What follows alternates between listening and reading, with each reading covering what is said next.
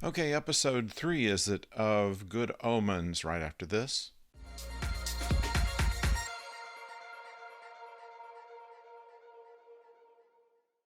Hello out there, I'm the oldest nerd, and talking about Good Omens once again. This in episode 3 is probably my favorite episode so far, in that it gives the backstories of Crowley and Aziraphale. Now, in the book, they just start 6 days from the end of the world, and they really don't go too much of the backstory. Basically, all they say about the two of them is that they had been on Earth since the beginning, and they were always trying to thwart each other's plans, and figured out after a time that it would just be a whole lot easier if they didn't put too much effort into it and just did enough to where their superiors would think they were doing enough. And that's how the arrangement was made.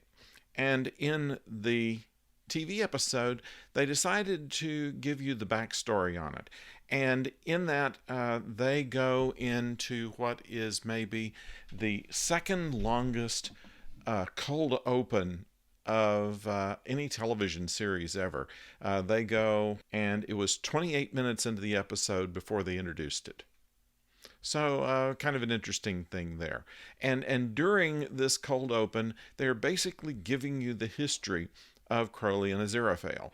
Basically, they meet in, let's see, um, the Garden of Eden, Mesopotamia in 3000 BC, Golgotha, where Jesus is being crucified, Rome 8 years later, Wessex, also the Globe Theatre in London in 1601, Paris in 1793, St. James Park in London, and then London during the Blitz, and finally Soho, London in 1967 before they come to the present day.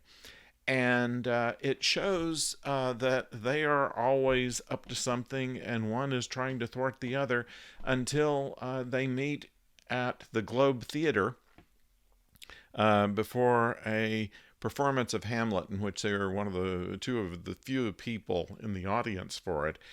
And with that, Crowley and Aziraphale basically decide between the two of them that since one is always thwarting the other, why should they go through the trouble of both being everywhere? They could just agree that the other one was going to come and mess them up, so they should just go and half do whatever they were going to do, and agreed to do that. They could cover a lot more ground that way and end up with the same results. And despite it being a little bit morally um, ambiguous, shall we say, to Aziraphale, he went ahead and went along with it. And they became friends, although neither one of them really would admit to as much.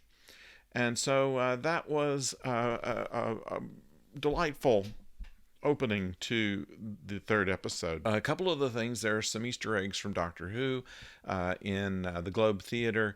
That, of course, was visited by David Tennant as the Doctor in that very location where they were doing Hamlet. And he even quotes a line from Doctor Who, which is from Hamlet.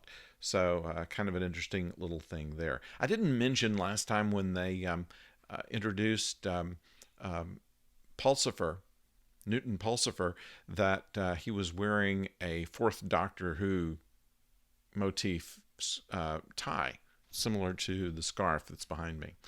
And there are other Doctor Who references throughout the series, it seems. Interesting little things like that kind of point to that Neil Gaiman is writing the episodes. He can take quite a few liberties and still stay faithful to the book. So it's very interesting and actually clarifying in seeing the series. I almost wish I'd seen it before I'd read the book, because it might have made getting through the early parts of the book a little bit easier.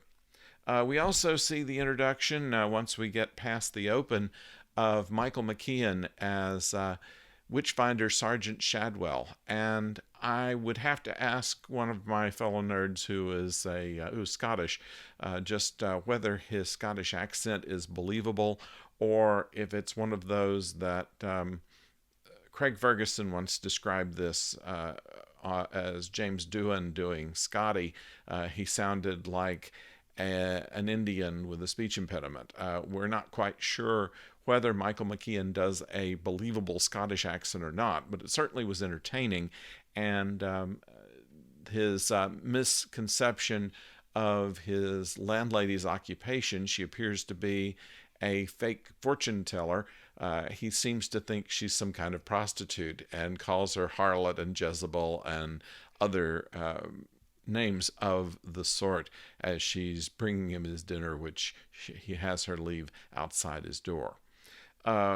He meets Pulsifer, who is, of course, the descendant of the Witchfinder General Thou Shalt Not Commit Adultery Pulsifer, who burned Agnes Nutter.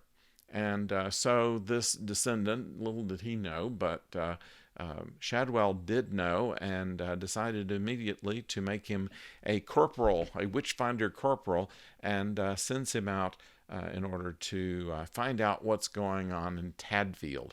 And this is, of course, where everything is going on. Where the Antichrist is living is in Tadfield. The Arthur Young, who is the supposed father of Adam, but actually, as you recall, they were switched at birth. Actually, the actor who plays Arthur Young was in an episode of Doctor Who as well. So there are a lot of connections here. Anathema Device not being able to see the aura around Adam, and they say it's the same reason that you can't see America while standing in Times Square. Actually, in the book, they mention Trafalgar Square, but I suppose since it's an American television program, you have to lend it some credence there. Interestingly, also, despite the fact that Crowley has nasty things to say about Hamlet, David Tennant actually did play Hamlet on TV and on the stage as a result. Probably, once again, a little Easter egg toward David Tennant. All in all, a very enjoyable episode. I particularly like this one just because it shows the relationship of Crowley and Aziraphale throughout the ages, and Michael McKean plays a delightful character, and we see the first meeting between Corporal Pulsifer and Anathema Device, giving backstory that the book did not give, and enhancing the story as well. So we very much enjoyed this episode. Hope you did too, and stay tuned for the next one, which will come up very soon. And until then, don't forget to make comments in the forum section. Also, subscribe if you haven't subscribed. Click the bell so you don't miss the next one. And before the next one comes your way, don't go far.